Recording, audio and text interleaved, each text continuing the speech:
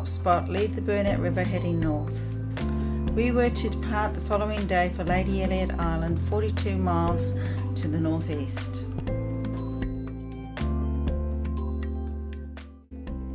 We're just motor sailing out of the Burnett River at the moment. A bit of rain around. Had a bit of a drama this morning, first thing. We've been anchored for a few days in the river, and we took the anchor up and the bridle and the chain was all jumbled up and we couldn't untangle it. So then we had to go to the fuel wharf and put the dinghy down and lower the anchor into it so we could untangle it. And then we're away. The time now is 7:20.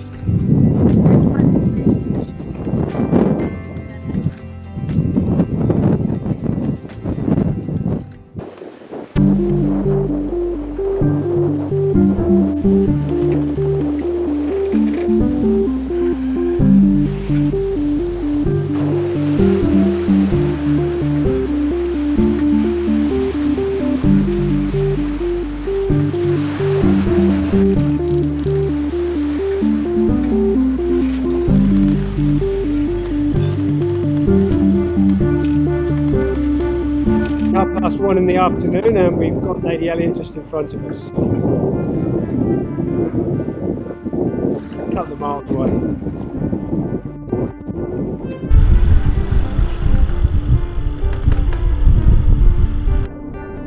Lady Elliot is the southernmost coral cay on the Queensland coast and is part of the Capricorn Bunker Group.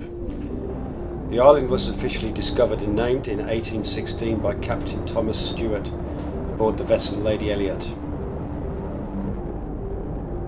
It was first occupied and used from 1863 to 73 when guano mining began with Chinese and Malay workers. Guano is an accumulation of bird poo used for fertiliser and gunpowder. Bêche de mer, or sea cucumbers, a delicacy in Asian countries, were harvested for a short time before that. Tourism began in 1969 with the building of an airstrip and accommodation. The resort has been recognised as one of the leaders in ecotourism on the Great Barrier Reef.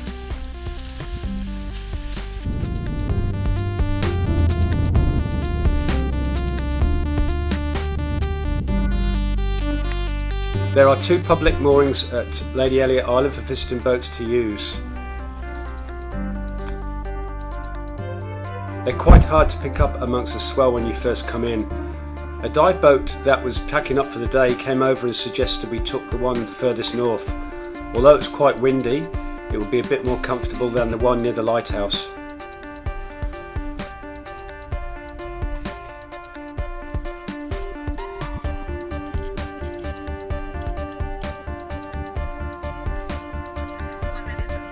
This morning it was much sunnier, although a decent sized swell was still running. It was time to have a look underwater.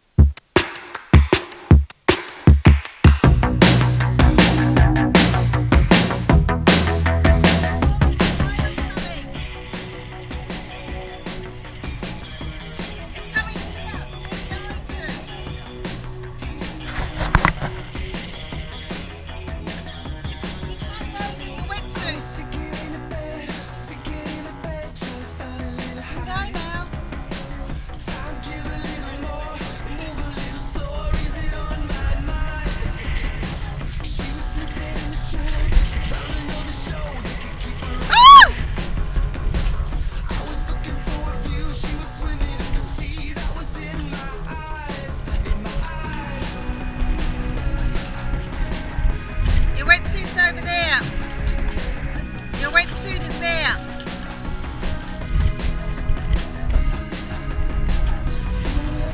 It's gone.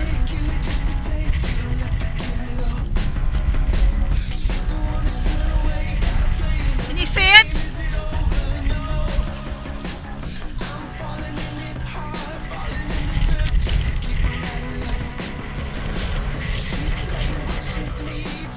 Every dive site around the island has a fixed mooring, which makes things easy and protects the corals from anchoring. The dive facility own and maintain these moorings, so one is obliged to move if a dive group from the island want to use it, but they're pretty cool about it. Whale down there doing a lot of tail slapping. It's beautiful. Anyway, Paul's gone down dive with us now at Lighthouse Bombing, and I'm on deck duties in the dinghy. Coffee.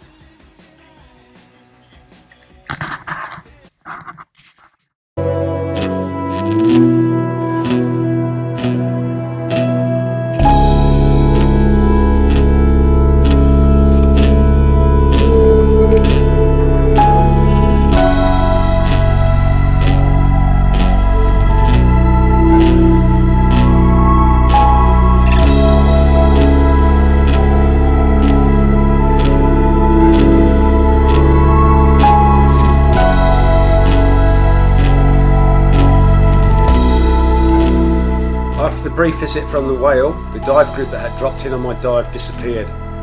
It wasn't long before a solitary manta ray came in and danced above my head. I was very mindful to not exhale bubbles under him so as to prolong the visit, and he stayed for several minutes.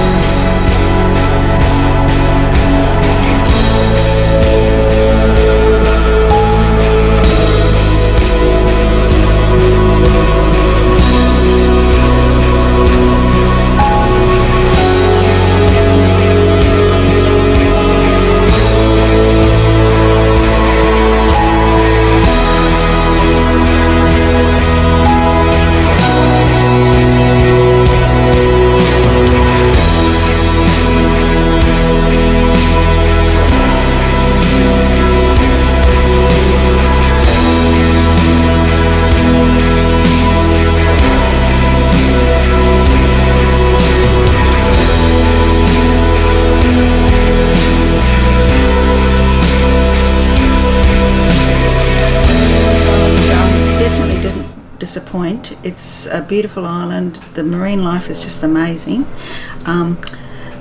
whales. We saw so many whales, it was unbelievable. But the problem was, whenever we saw the whales, the cameras weren't charged up, or maybe it was too rough to go out on the deck with the cameras. But just so many, it was just unbelievable. And the best thing really was at night time, you could hear them communicating with each other through the hulls. First of all, I thought that I was imagining that, but then I realised it was, and I was talking to another boat. There was two surfing guys on a boat called Cheetah, and we were talking about that, and they said that they heard the same thing. So it wasn't imagining it. So that was really good. It was just dolphins as well, and the seabirds, and manta rays. You could see the manta rays when they feed at the change of tides. First of all, you just see their sort of the edges of their wings just flicking up. First of all, you think there's sharks or something, but it's actually the manta rays feeding at just at the surface. But it was a really nice place. The only problem is that I found was that it is a difficult anchorage because it's not protected at all. Luckily, there's two buoys, so if you're lucky enough to get one of the buoys, that's great, because at least you know you're secured, even though the anchorage isn't comfortable. But there were like a few boats that came there, and because we were on the buoy, they didn't want to anchor, so they left. So that's a long trip out, and 48 miles, not to get a buoy. But the buoy's out there 24 hours, so you can have a 24-hour stay on them. And if no one's there, you can use it for longer. Yeah, I think for me, obviously, seeing a whale underwater was unbelievable. I've always wanted to see that, and it happened here. Fantastic. Unfortunately, while I was taking the video, I realised that there was a dive group that had appeared behind me to the side of me, and I just sensed them as I was taking my video, and one of them approached the whale. And really, it spoilt it, because it spooked the whale, and the whale just took off. And so the visit from the whale was quite short, really. And it was a shame, because it not only spoilt it for me taking video, but the dive group that he or she was with wouldn't have got such a long visit from the whale either, because I imagine some of them would have missed it completely. Probably missed it completely, because I think that person was so enthusiastic about it, and just lost control of it's a shame, thinking, because and just rushed in. If you just relaxed and thought about other people, then you could have all seen much more of it, and it might have even come closer. I can understand people being very excited about that. It's an exciting experience. It's something you might never experience again in your life. Yeah. And but maybe I think also that the resort, the dive resort, maybe has a bit of responsibility to sort of push the standards that to interact with it, not to upset the marine life, touch marine life. But anyway, I mean, it happened. It's just the excitement. It's just the excitement. We realise that.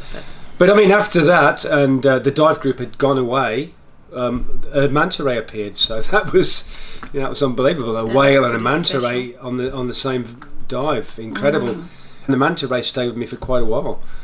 By the way, Paddy, the dive organisation Paddy, has now deemed Lady Elliot the #1 place in the world to have sightings of manta rays. So is that right? Yeah, it's up there. Oh, I thought it was Lady Musgrave. No, it's Lady Elliot. Wow. Lady Elliot's #1 place in the world now, according to Paddy. Yeah. For manta ray sightings. They definitely don't mind being down there with you. Oh no, they interact with you as long as you don't. You have to be careful. They don't like the bubbles. If you say your bubbles underneath their body, again they get a bit spooked. And that's the same with any marine life, really. They don't like the bubbles. And we haven't got a rebreather, so we've got to use scuba. Yeah. No, so Lady Elliot's definitely a wonderful place to visit. Just you have to be lucky to get a mooring. You can always anchor. Yeah, you could, but you have to anchor quite deeply. And because the swell was running quite high at times. It was up to 2.5 metres. Yeah. So you can understand being cautious about that. Really. Yeah. Okay. Yeah.